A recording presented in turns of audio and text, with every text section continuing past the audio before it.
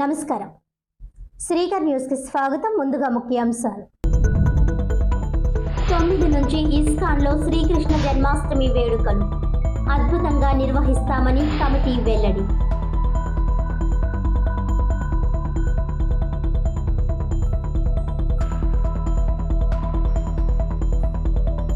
Anand regency వద్ద ఉద్రిక్తత.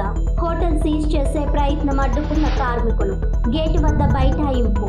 నచ్చజెప్పేందుకు పోలీసుల యత్నం. 150 కోట్ల ఆస్తిని 25 కోట్లకు ఎలా అమ్ముతారు? కార్మికులకు పరిష్కారం చూపించాలి. రేపు కోర్టు నిర్ణయం ప్రకటిస్తుంది. అంతవరకు ఆగకపోతే ఎలా? మీడియాతో హోటల్ సీఈఓ మూర్తి.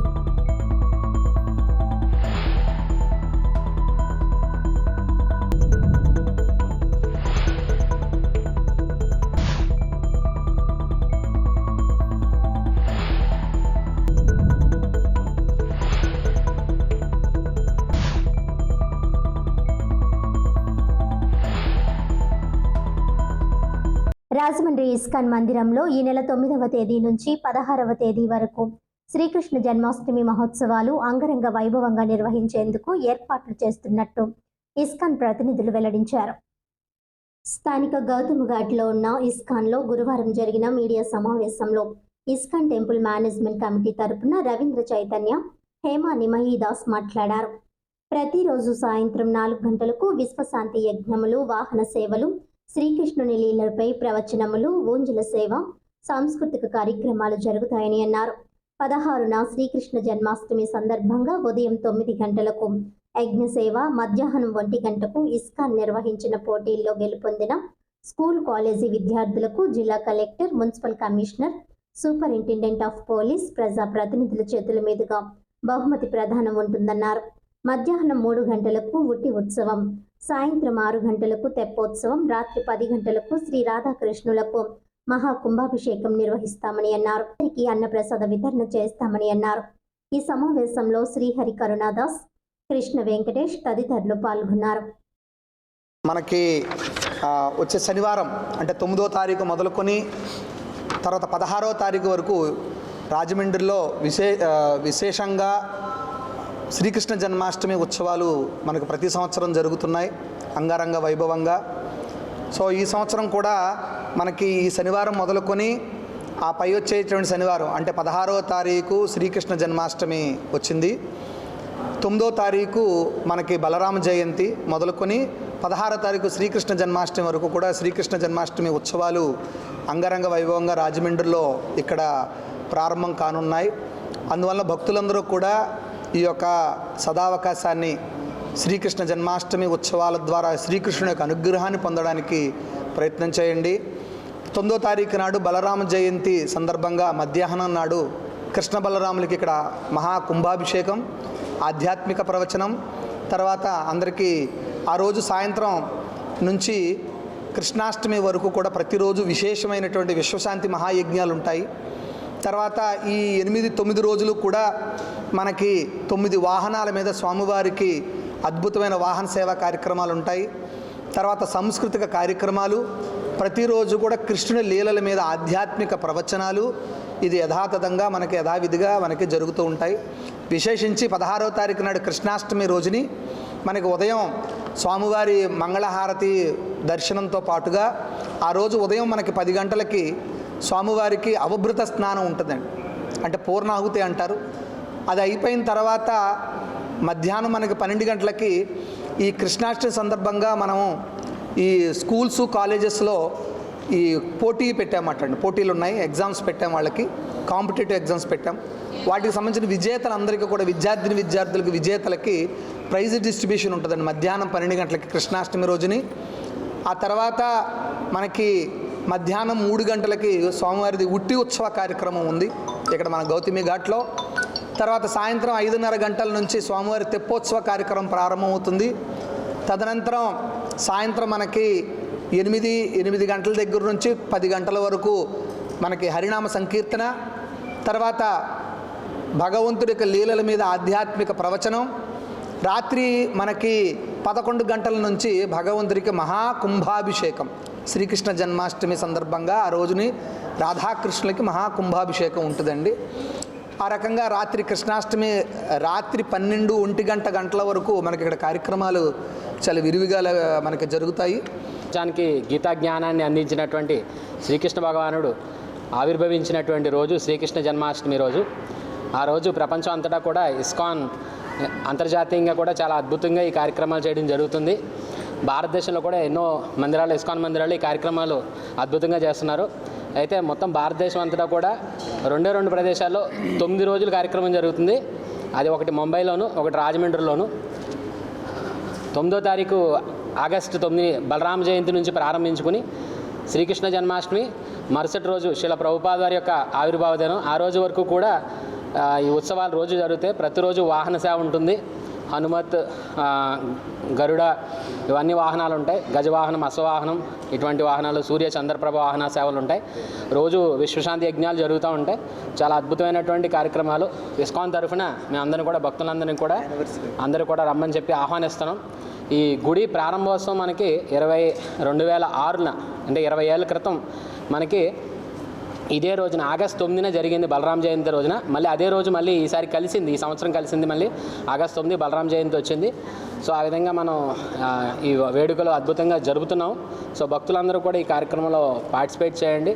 అదేవిధంగా ఇస్కాన్ సంస్థ స్థాపించినటువంటి శ్రీల ప్రభుపాద వారి యొక్క ఆవిర్భావం 17వ తారీఖున వచ్చింది. ఆ రోజున కూడా అద్భుతంగా కార్యక్రమాలు జరుగుతాయి. శ్రీల ప్రభుపాద వారికి అభిషేకం జరుగుతుంది. ఆ రోజు విశేష అన్నదాన సేవ జరుగుతుంది. సో భక్తులందరూ కూడా ఈ కార్యక్రమాలన్నింటిలో కూడా పార్టిసిపేట్ చేయండి. ఆనందంగా దీంట్లో అనుభూతి చెందండి. హరే కృష్ణ. రాజమండ్రి ఆనంద్ రీజెన్సీ హోటల్ను సీజ్ చేసే ప్రయత్నాలను కార్మికులు అడ్డుకున్నారు.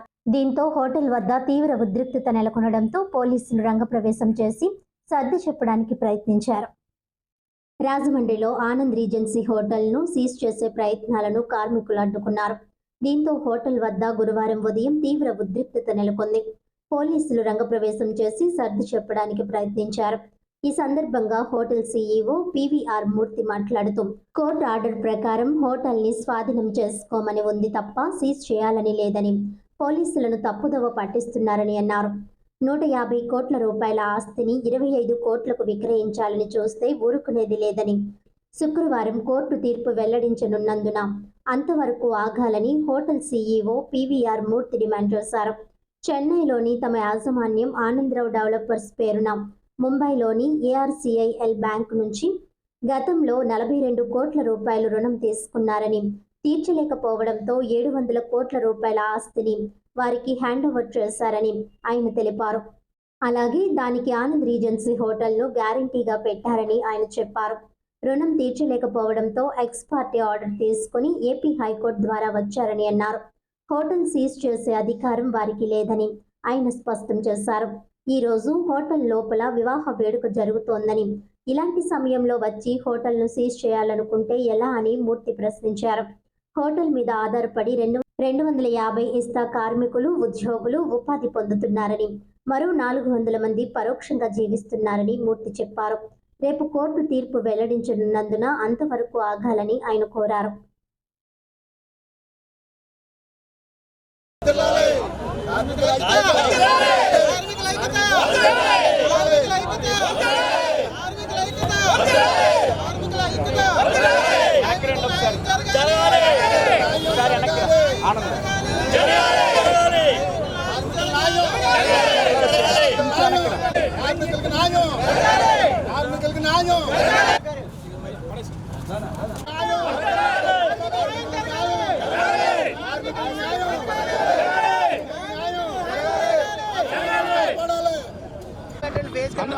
ఏమండి, ఆనంద్ రీజెన్సీ తరఫున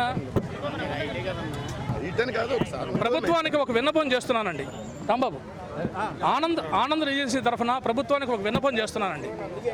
ఆనందరావు డెవలపర్స్ అన్నటువంటి మా యొక్క చెన్నై సంస్థ, డిఆర్టీ మా యొక్క చెన్నై సంస్థ ఆర్సీలు అన్నటువంటి వాళ్ళ బ్యాంకు, ముంబై బ్యాంకు వాళ్ళ దగ్గర 42 కోట్ల రూపాయల అప్పు తీసుకున్న మాట వాస్తవం.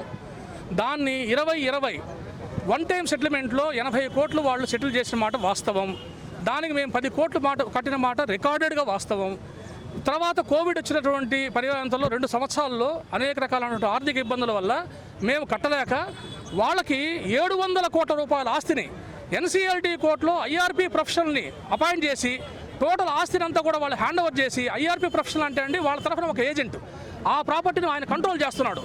దానికి ఒక లిక్విడేటర్ అపాయింట్ చేసుకొని దాన్ని అమ్మేసుకొని మీ డబ్బు మీరు తీసుకొని మాకు ఇమ్మని కూడా చెప్పిన మాట వాస్తవము. ఇదన్నీ పోను. ఈ ప్రాపర్టీ మీద లోన్ లేదండి. ఇది ఓన్లీ గ్యారంటీ ఇచ్చిన ప్రాపర్టీ. మనోహరమ హోటల్స్ ప్రైవేట్ లిమిటెడ్ అన్నటువంటిది ఒక గ్యారంటీ ఇచ్చిన ప్రాపర్టీ ఆనంద్ రెజెన్సీని 2024 సెప్టెంబర్లో మాకు తెలియకుండా ఫోర్జుడ్ డాక్యుమెంట్ పెట్టుకొని ఒక ఎక్స్ పార్టీ ఆర్డర్ తీసుకొచ్చుకొని దాన్ని తీసుకొచ్చుకొని ఇక్కడ మన ఏపీ హైకోర్టులో పోలీస్ ప్రొటెక్షన్ కావాలని చెప్పి వాళ్ళు చేస్తే మేము దాన్ని ఆపుకున్న దానికోసంగా అనేక రకాల ప్రయత్నాలు చేశాము. ఇప్పుడు 2 సార్లు వాళ్ళు దౌర్జన్యంగా వచ్చి వీళ్ళు ఏం చేశారంటే ఇక్కడ కోర్టు ఆర్డర్లో క్లియర్గా ఉంది, మీ అందరికి కూడా నేను పేపర్లు ఇస్తానండి. అడ్వకేట్ కమిషన్ క్లియర్గా ఓన్లీ ఫిజికల్ పొజిషన్ తీసుకోమని చెప్పి అన్నారు. ఇక్కడ సీజ్ చేయమని చెప్పిన మాట లేదండి. కానీ వీళ్ళు ఏం చేస్తున్నారంటే దౌర్జన్యంగా వచ్చి ఎంప్లాయీస్ అందరూ బయట పంపించేసేసి హోటల్ మొత్తం సీజ్ చేసేసి దీన్ని ఈ టెండర్లో ఆ ఆర్సెల్ శ్రీనివాస్ అన్నటువంటి దుర్మార్గుడు అందరినీ కూడా పక్కన పెట్టేసి ఎంప్లాయీస్ కడుపు కొట్టి మేనేజ్మెంట్ కడుపు కొట్టి 150 కోట్ల రూపాయల ఆస్తిని 25 కోట్లకు అమ్మేస్తానేనని చెప్పేసి నా దగ్గర పార్టీ ఉన్నాడని మాతోనే ఛాలెంజ్ చేశాడండి. చేసి దీన్ని ఈ టెండర్లో అమ్మేస్తానేను అని చెప్పి దౌర్జన్యంగా ఈరోజు పోలీసు వారిని కూడా ఈరోజు తప్పుదోవ పట్టించే పరిస్థితి. దీన్ని కంటెంప్ట్ ఆఫ్ కోర్ట్ అని పోలీసు వారు తప్పుదోవ పరుస్తున్నాడు. ఏం లేదు సార్, దీంట్లో కంటెంప్ట్ ఆఫ్ కోర్ట్ లేదు. 2 సార్లు పొజిషన్ ఇచ్చేసామండి. రాజమండ్రి విఎల్పురం పార్కులో వికాస్ స్వచ్ఛంద సేవా సంస్థ ఆధ్వర్యంలో పేదలకు పెన్షన్లు పంపిణీ చేశారు. వికాస్ స్వచ్ఛంద సేవా సంస్థ ఆధ్వర్యంలో వృద్ధులకు పెన్షన్ల పంపిణీ కార్యక్రమం స్థానిక విఎల్పురం పార్కులో జరిగింది. 11వ division TDP in-charge Kantipodi Rajendra Prasad ముఖ్య అతిథిగా విచ్చేశారు. ఈ సందర్భంగా ఆయన మాట్లాడుతూ యార్లగడ్డ ప్రభాకర్ ప్రతి నెల సేవా కార్యక్రమాలు నిర్వహించడం అభినందనీయమని అన్నారు. సంస్థ వ్యవస్థాపకులు డాక్టర్ యార్లగడ్డ ప్రభాకర్ మాట్లాడుతూ వృద్ధులకు సేవ చేయడాన్ని దైవ సేవగా ప్రతి ఒక్కరూ భావించి ముందుకు రావాలని విజ్ఞప్తి చేశారు. ఈ సందర్భంగా 150 మందికి 200 రూపాయల చొప్పున పెన్షన్లు పంపిణీ చేశారు. ఈ కార్యక్రమంలో స్విమ్మర్స్ అసోసియేషన్ అధ్యక్షులు గుబ్బల వెంకటరమణ, చల్లా వెంకటేశ్వర్లు, కొట్టేటి శ్రీనివాస్, దుల్లా రవి, సింగవరపు రమేష్ బాబు తదితరులు పాల్గొన్నారు. ఈరోజు Vikas society for rural development ఆధ్వర్యంలో ప్రభాకర్ రావు గారి ఆధ్వర్యంలో 11వ డివిజన్లో వృద్ధులకి ప్రతి నెల 7వ తారీఖు పెన్షన్లు పంచడం కార్యక్రమం చేస్తున్నారు. ఈరోజు అదే కార్యక్రమంలో నేను పాల్గొనడం జరిగింది. ఇది మన చంద్రబాబు నాయుడు గారి డ్రీమ్ ప్రాజెక్ట్ P4 విధానం ఏంటంటే పెద్దింటి వాళ్ళు పేదలకు పంచడం అన్నది ఒక స్కీమ్ పెట్టారు గవర్నమెంట్. అటువంటి స్కీమ్ను ప్రభాకర్ రావు గారు గత కొద్ది సంవత్సరాలుగా మన వార్డులో అమలు పరుస్తున్నారు. అదే విధానం మన గవర్నమెంట్ కూడా ఈరోజు పాటిస్తుంది. అందుకే మనకి గత కొన్ని సంవత్సరాలుగా ప్రభాకర్ రావు గారు ఈ సేవా కార్యక్రమంలో పాల్గొంటున్నారు. అందుకే మనం ఆయన అభినందించాలి. ఇది మనకి ఆదర్శంగా కూడా నిలుస్తున్నారు. అలాగే ఈ P4 విధానానికి ఆయన ఎప్పటి నుంచో చేస్తున్నారు కాబట్టి ఆయన తరఫున మన వార్డు నుంచి కూడా రిప్రజెంటేషన్ P4లో ఆయన చేసే సహకారాలు మేము గవర్నమెంట్ దృష్టికి కూడా తీసుకెళ్తామని ఎమ్మెల్యే వాసు గారి దృష్టికి, అలాగే తద్వారా గవర్నమెంట్ దృష్టి కూడా తీసుకెళ్ళి ఆయనకి మా వంతుగా మరింత సహాయ సహకారాలు అందిస్తామని ఈ సందర్భంగా ప్రభాకర్ రావు గారిని అభినందిస్తున్నాను. రాజమండ్రి కంబాలపేట పట్టణ ప్రాథమిక ఆరోగ్య కేంద్రం వద్ద వారోత్సవాల కార్యక్రమం జరిగింది. ప్రపంచ తల్లిపాల వారోత్సవాల సందర్భంగా కంబాలపేట పట్టణ ప్రాథమిక ఆరోగ్య కేంద్రం వద్ద వారోత్సవాల ముగింపు సందర్భంగా చైర్మన్ అనసూరి శ్రీనివాస్ ఆధ్వర్యంలో ఘనంగా నిర్వహించారు. ఈ కార్యక్రమానికి ముఖ్య అతిథిగా మాజీ ఎమ్మెల్సీ ఆదిరెడ్డి అప్పారావు విచ్చేసి తల్లిపాల విశిష్టతను తెలియజేశారు. ఈ కార్యక్రమంలో మహిళా జైలు అధికారి వినోదిని, డిఎన్హెచ్ఓ, అంగన్వాడీ కార్యకర్తలు, ఆశా వర్కర్లు తదితరులు పాల్గొన్నారు. అది ఖచ్చితంగా యథార్థం. అది తల్లిపాలు మొదటి పాలు పెట్టిన టీకాతోటి సమానం, మొదటి టీకాతో సమానం. అది మురిపాలు ఇందాక నుంచే చెప్తున్నారు. ఆ మురిపాలు తాగడం వల్ల ఇమ్యూనిటీ పెరుగుద్ది. పిల్లల్లో ఇమ్యూనిటీ పెరగడం వల్ల వారికి రోగ నిరోధక శక్తి పెరుగుతుంది. లేకపోతే మాట్లాడితే సాగర్ ఆసుపత్రిలో చూసేవాడిని, మోషన్స్ అయిపోతున్నాయని తీసుకొచ్చి బెడ్లో ఒక బెడ్ మీద ఇద్దరిని కూడా వేసినటువంటి సంఘటనలు నేను చూసేవాడిని. దానికి కారణం ఏంటో కూడా మీరు చక్కగా చెప్పారు. ఆ విధంగా చేస్తే పరిస్థితి అలా రానేరు. ఆ విధంగా మీరు చాలా చక్కగా చెప్పారు. ఎందుకంటే తల్లి పాలు పిల్లల యొక్క మేధస్సు పెరగడంలో కూడా సహాయపడుతుంది. తల్లిపాలు యొక్క అది అమృతం అని ఎందుకన్నారంటే దానివల్ల ఎన్నో లాభాలు ఉన్నాయి. కాబట్టి మీరందరూ కూడా చాలా చక్కగా చెప్పారు. నాకు ఈ మ్యాటర్ ముందు అర్థం కాక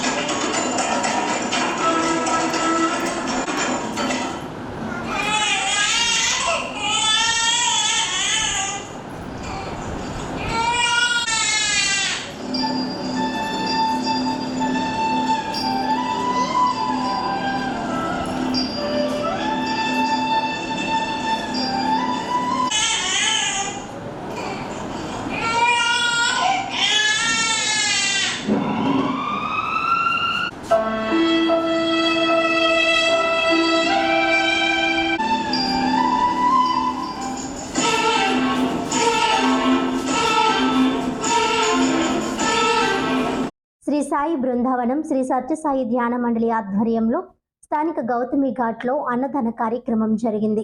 శ్రీ సాయి బృందావనం శ్రీ సత్యసాయి ధ్యాన మండలి ఆధ్వర్యంలో గురువారం స్థానిక గౌతమి ఘాట్లో అన్నదాన కార్యక్రమం జరిగింది. ప్రతిరోజు అగ్నిహోత్రం, నిత్య సాధన, భజన, నగర సంకీర్తనం, అన్నదానం జరుగుతాయని అన్నారు. శ్రీ సత్యసాయి ధ్యాన మండలి అధ్యక్షులు గుత్తుల వీరభద్రరావు తెలిపారు. త్వరలో గురుకుల పాఠశాల, అమ్మవారి దేవాలయం, హాస్పిటల్, వృద్ధాశ్రమం, గోశాల త్వరలో ప్రారంభించనున్నట్లు ఆయన తెలిపారు. ప్రతిరోజు సాయి ధ్యాన మండలిలో 10 నిమిషాలు కూర్చొని ధ్యానం చేసుకుని వెళ్తే వారికి ప్రశాంతత చేకూరుతుందని అన్నారు. శ్రీ సత్యసాయి ధ్యాన మండలి సభ్యులు బత్తుల శ్రీరాములు, కొప్పిశెట్టి సత్యనారాయణ, రమణ తదితరులు సభ్యులుగా పాల్గొన్నారు.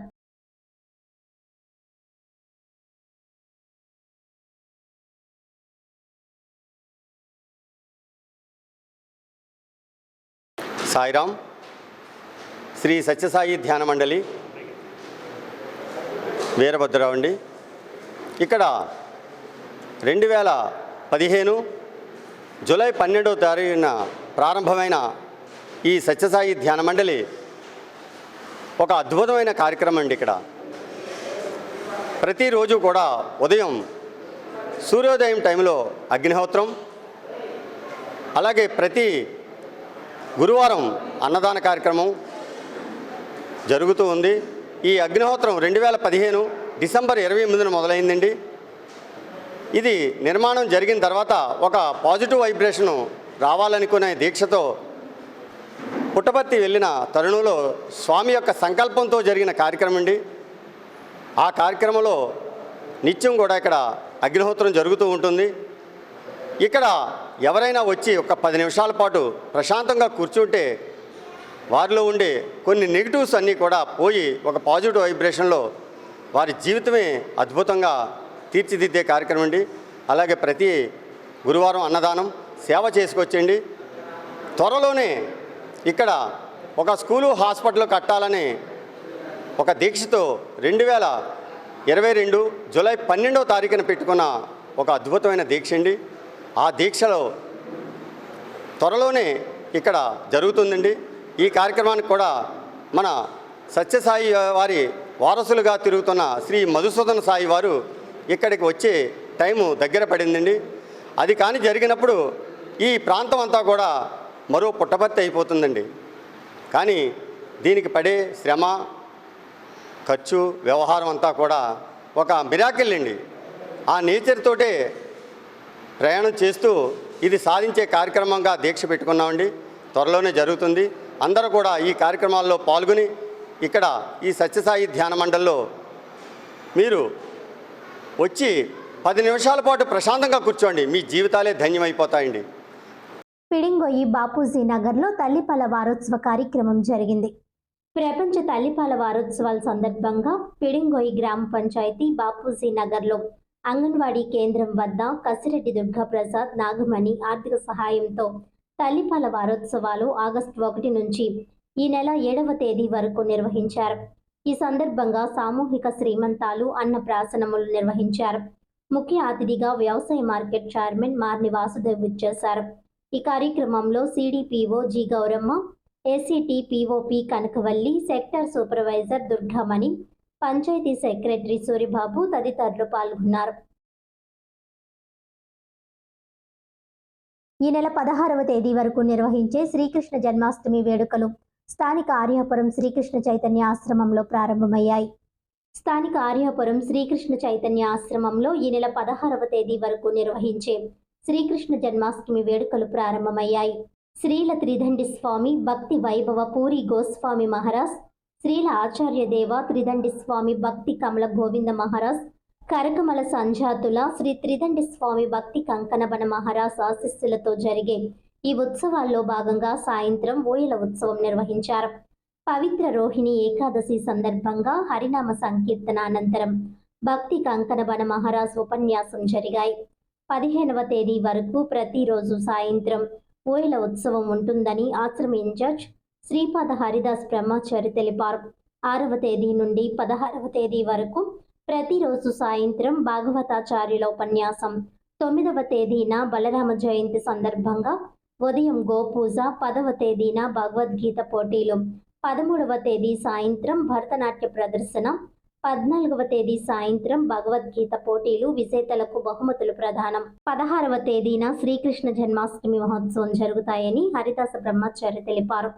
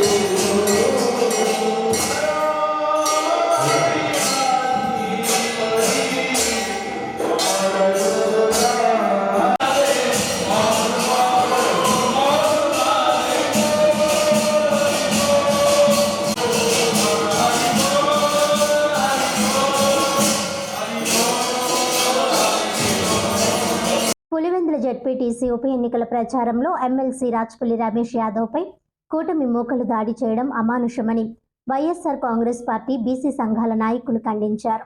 గురువారం స్థానిక గోదావరి గట్టున పూలే విగ్రహం వద్ద నిరసన వ్యక్తం చేశారు. ఈ సందర్భంగా తూర్పుగోదావరి జిల్లా వైకాపా బీసీసీఎల్ అధ్యక్షుడు కొండపల్లి దుర్గారావు మాట్లాడుతూ ఎన్నికల ప్రచారంలో ఓటు అడిగినందుకు సుమారు 200 మంది మూకుమ్మడిగా రమేష్ యాదవ్పై దాడి చేసి కారు అద్దాలు పగలగొట్టారని ఆరోపించారు. ఆయనపై పెట్రోల్ పోసి తగులబెట్టేందుకు కూటమి మూకలు ప్రయత్నించాయని ఆరోపించారు. ఈ ప్రభుత్వంలో ఎమ్మెల్సీకి రక్షణ లేకుండా పోయిందని ఆందోళన వ్యక్తం చేశారు. ఎన్నికల ప్రక్రియ జరగకుండా రాజ్యాంగ పదవులు పొందాలనే ఉద్దేశ్యంతోనే దాడులకు పాల్పడుతున్నట్లు చెప్పారు. తక్షణం నిందితులపై చర్యలు తీసుకోవాలని, లేకుంటే బీసీ సంఘాలన్నీ ఏకమై నిరాహార దీక్షలు చేపడతామని హెచ్చరించారు. ఈ కార్యక్రమంలో వైకాపా నాయకులు కొట్లేటి ఇజ్రాయెల్, బూడిద శరత్, కొమ్మోజు దుర్గారావు, మార్గాని సుశీల, అనంతలక్ష్మి, బండారు శ్రీనివాస్, దుర్గా మల్లేశ్వరరావు తదితరులు పాల్గొన్నారు.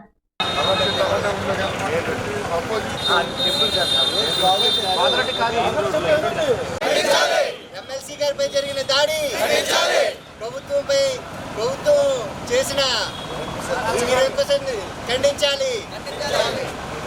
ఈ కూటమి ప్రభుత్వం బీసీలపై చేసిన దాడిని, ఈ కూటమి ప్రభుత్వం బీసీలపై చేసిన దాడిని, కూటమి ప్రభుత్వం బీసీలపై చేసిన దాడిని ఐక్యత. ఎమ్మెల్సీ గారిపై జరిగిన దాడిని నా యొక్క ప్రత్యేకమైన కృతజ్ఞతలు తెలియజేసుకుంటున్నాను. ఈరోజు ఇక్కడ జ్యోతిరావు పూలే గారి దగ్గర కూర్చుని ఈరోజు రోడ్డు మీద నిలబడడానికి కారణం ఈ కూటమి ప్రభుత్వం. ఎందుకంటే పులివెందుల్లో జరుగుతున్నటువంటి జడ్పీ బై ఎలక్షన్కి మన ఎమ్మెల్సీ గారు, రాష్ట్ర బీసీసీఎల్ అధ్యక్షులు రమేష్ యాదవ్ గారు అక్కడ ఆ కార్యక్రమానికి వెళ్ళి ఒక ఎలక్షన్ నిమిత్తం అక్కడ ప్రజలను ఓటు అడగడానికి వెళ్ళిన పాపానికి కూటమి ప్రభుత్వం చాలా దారుణంగా 200 మంది అతనిపై దాడి చేసి అతన్ని చాలా దారుణంగా కొట్టడమే కాకుండా మరి ఆ యొక్క కారు ఏదైతే ఉందో కారు అద్దాలు బద్దలు కొట్టి అతనిపైన కారు పైన కూడా పెట్రోల్ పోసి మరి అంటించడానికి కూటమి ప్రభుత్వం చాలా దారుణమైన పన్నాగం పండింది. నిజంగా ఈ ప్రభుత్వం మరి ప్రజలకి కానీ సాక్షాత్తు ఎమ్మెల్సీ గారికి రక్షణ లేని ఈ కూటమి ప్రభుత్వంలో ప్రజలకి ఏమాత్రం రక్షణ ఉంటుందని చెప్పేసి మేము తెలియజేసుకున్నాను. నిజంగా ఈ కార్యక్రమం ఎప్పుడైతే జరిగిందో ఆ కార్యక్రమాన్ని బట్టి రాష్ట్ర వ్యాప్తంగా ఉన్నటువంటి బీసీలందరూ కూడా ఈరోజు ఈ నిరసన కార్యక్రమం చేయడం జరిగింది. మరి ఆ ఎమ్మెల్సీ గారు ఎవరైతే ఉన్నారో మన రమేష్ యాదవ్ గారి మీద దాడి చేసినటువంటి ఎవరైతే నిందితులు ఉన్నారో ప్రభుత్వం వాళ్ళపై చర్య తీసుకుని కఠినమైన శిక్ష విధించాలని చెప్పేసి తెలియజేసుకుంటూ మరి ఇంత దారుణమైన ప్రభుత్వాన్ని మేము ఎక్కడ చూసుండలేదు. జిల్లా కార్యదర్శిని మాట్లాడుతున్నాను. ఈరోజు ఈ మహాత్మా పూలే గారి విగ్రహం దగ్గర చేసిన నిరసన గురించి సోదరులు చెప్పారు. జిల్లా బీసీ సంఘం అధ్యక్షులు. మనందరికీ తెలిసిన విషయమే. ఈ కూటమి ప్రభుత్వం వచ్చిన తర్వాత నుంచి కూడా ఈ రాష్ట్రంలో విధ్వంసకాండ ఎలాగైతే జరుగుతుందో మనందరం చూస్తున్నాం. అలాగే వ్యవస్థల్ని నిర్వీర్యం చేస్తూ, వ్యవస్థల్ని మరి మేనేజ్ చేస్తూ ఈ ప్రభుత్వం సాగిస్తున్న ఈ ఆటవిక పాలన గతంలో చూడలేదు, మరి భవిష్యత్తులో కూడా చూడబోమని చెప్పి మేము నమ్ముతూ ఉన్నాం. వీళ్ళు చేసే పని ఎలా ఉందంటే ఇంక ఈ రాష్ట్రంలో ఎలక్షన్స్ లేకుండానే ప్రతి పదవి కూడా రాజ్యాంగపరంగా వచ్చే ప్రతి పదవి కూడా పొందే విధంగానే వీళ్ళ ప్రయత్నాలు చేస్తున్నట్టు కనపడుతుంది. ఎన్నికల్లో రాజ్యాంగం ఏదైతే ప్రసాదించిందో హక్కు ప్రకారంగా ఎవరైనా పోటీ చేయొచ్చు, రాజకీయ పార్టీలు కానీ లేదంటే ఇండిపెండెన్స్ కానీ ఎవరైనా. ఏదైతే నిన్న పులివెందుల్లో జడ్పీటీసీ ఎలక్షన్ జరుగుతుందో దాన్ని క్యాంపెయినింగ్ చేస్తుంటే సాక్షాత్తు ఒక ఎమ్మెల్సీ మీద దాడి చేసి భౌతికంగా గాయపరిచి కార్లు పగలు కొట్టినంటే వాళ్ళ ఉద్దేశం ఏంటి, మీరు ఎవరు క్యాన్వసింగ్కి రాకండి, తర్వాత ఓటింగ్ కూడా రావద్దు, మేమే వేసుకుంటాం ఓట్లు అనే పరిస్థితి ప్రజల్ని భయభ్రాంతులకు గురి చేసి ఎలక్షన్ ఏకపక్షంగా మేము గెలిచామని చెప్పుకునే విధంగా చేస్తుంది. ఇవాళ ఇప్పటికే చాలా అనుమానాలు ఉన్నాయి రాష్ట్ర ప్రజలందరికీ కూడా. ఏదైతే మొన్న సార్వత్రిక ఎన్నికల్లో జరిగిన ఎలక్షన్ ఉందో ఆ ఎలక్షన్లో ప్రజలు వేసిన ఓట్ల లేకపోతే ఈవీఎం ఓట్ల లేకపోతే ఎలా జరిగిందనే విషయం అందరికీ ఒక అయోమయం పరిస్థితుల్లో ఉన్న సందర్భంలో ఇవాళ వాటిని నిలబెట్టుకోవడానికి ప్రజలు వేశారని చెప్పుకోవడం కోసం మళ్ళీ భయభ్రాంతులు చేసి ఓటర్లు రాకుండా వీళ్ళు వెళ్ళి ఓట్లు క్యాప్చరింగ్ చేసి బూతులు వీళ్ళే ఓట్లు వేసుకుని ఇగో మేమే గెలిచాం మాకేముంది బలం అనేది చెప్పుకునే దానికి ఇవన్నీ కూడా కార్యక్రమాలు చేస్తానని చెప్పి మేమైతే నమ్ముతున్నాం. వార్తలను ముఖ్యాంశాలు మరోసారి. 9 నుంచి ఇస్కాన్లో శ్రీకృష్ణ జన్మాష్టమి వేడుకలు అద్భుతంగా నిర్వహిస్తామని కమిటీ వెల్లడి.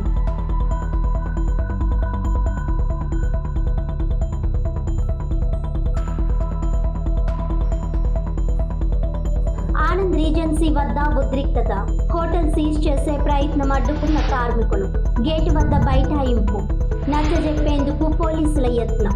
150 కోట్ల ఆస్తిని 25 కోట్లకు ఎలా అమ్ముతారు? కార్మికులకు పరిష్కారం చూపించాలి. రేపు కోర్టు నిర్ణయం ప్రకటిస్తుంది. అంతవరకు ఆగకపోతే ఎలా? మీడియాతో హోటల్ సీఈఓ మూర్తి.